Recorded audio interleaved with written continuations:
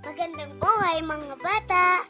Tara, samahan ninyo akong matuto kasama si Teacher Aika, your online teacher. Please don't forget to subscribe, like, share, and hit the notification bell for more videos. Thank you! Matatag Curriculum, Makabansa, Grade 1, Quarter 3, Week 1, Day 2. Ang ating aralin ngayong araw ay tungkol sa mga mahahalagang makikita sa paaralan. Muli, ako si Teacher Aika, ang inyong online teacher. Simulan na natin. Layunin. Una, naiisa-isa ang mga mahahalagang bagay na makikita sa paaralan. Pangalawa, naiguguhit ang isang mahalagang bagay na makikita sa paaralan. Ano-ano ang mga mahahalagang kagamitan na makikita sa paaralan? Magbigay ng 4.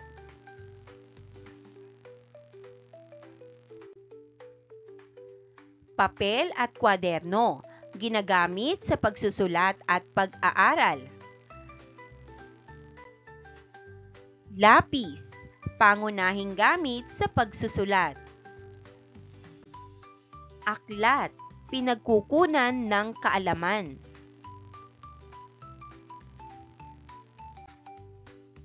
Pisara at chalk or pentel pen, gamit ng guro sa pagtuturo.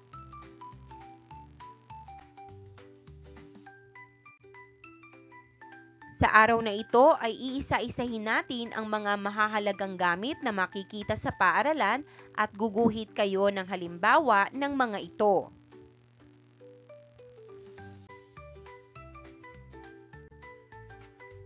Mga bata, may ilang salita tayong pag-aaralan ngayon. Pakinggan nyo at intindihin ang ibig sabihin ng bawat isa. Pisara. Pisara, ang bagay na kulay itim o berde na sinusulatan ng yeso at ginagamit sa paaralan. Tisa. Tisa, puti o manilaw-nilaw na substance na karaniwang ginagamit sa pagsulat sa pisara. Aklat. Aklat, anumang pasulat na teksto na nailathala sa limbagan o elektronikong anyo.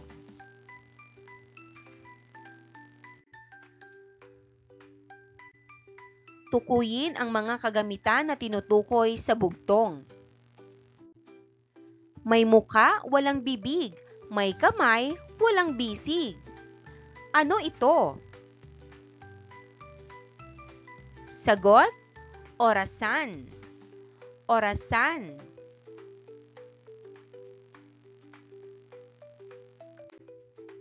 May katawan, walang ulo. May mga paa, walang sapatos. Ano ito? Sagot, lamesa. Lamesa. May paa ngunit hindi naglalakad. Pag ika'y tumayo, siya'y maiiwan. Sagot, upuan. Upuan. Bakas ay naiiwan, nakatayo kung kailangan. Sagot, lapis. Lapis. Mga tanong. 1. Ano-ano ang mga tinutukoy sa bugtong? Sagot, ang tinutukoy sa bugtong ay mga kagamitan sa paaralan. 2. Ano-ano ang mga ito? Sagot, orasan, lamesa, upuan, lapis. 3. Saan makikita ang mga kagamitang ito? Sagot, makikita ang mga ito sa loob ng paaralan at silid-aralan. 4. Meron ba kayong mga ganitong kagamitan? Sagot, opo, meron kami ng mga kagamitang ito. 5. Ano ang gamit ng mga ito? Sagot, ginagamit ito para sa pagsusulat, pagbabasa at pag-aaral. Ang mga nabanggit sa bugtong ay mga mahahalagang kagamitan na ginagamit ng mga mag-aaral sa paaralan. Ito ay tumutulong upang matuto ang mga mag-aaral. Narito ang iba pang halimbawa ng mahahalagang kagamitan sa paaralan. Pisara, pisara. Computer, computer.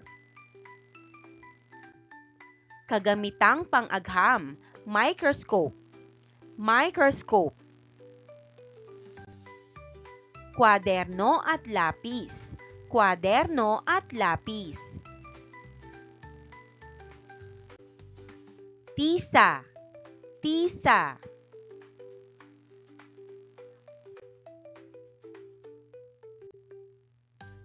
Maglalaro tayo ng Pinoy Henyo. May isang kaklase na tatayo dito sa harap. May salita akong ipapakita na hindi niya makikita. Huhulaan niya ang salita sa pamamagitan ng pagtatanong. Kapag nagtanong siya, maaari lamang kayong sumagot ng oo, hindi, at pwede. Halimbawa ng mga tanong. Ito ba ay ginagamit sa pag-aaral? Ito ba ay inuuwi sa bahay? Malaki ba ito o maliit?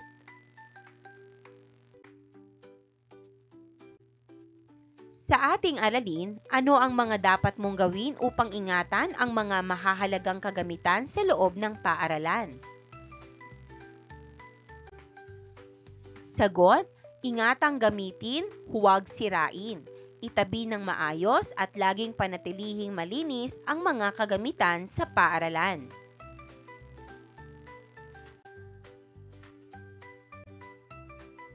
Gumuhit ng 2 hanggang 3 mahahalagang bagay na makikita sa silid-aralan o paaralan na ginagamit sa pag-aaral. Maraming salamat sa panonood! Huwag kalimutang i-like at mag-subscribe para sa higit pang educational content.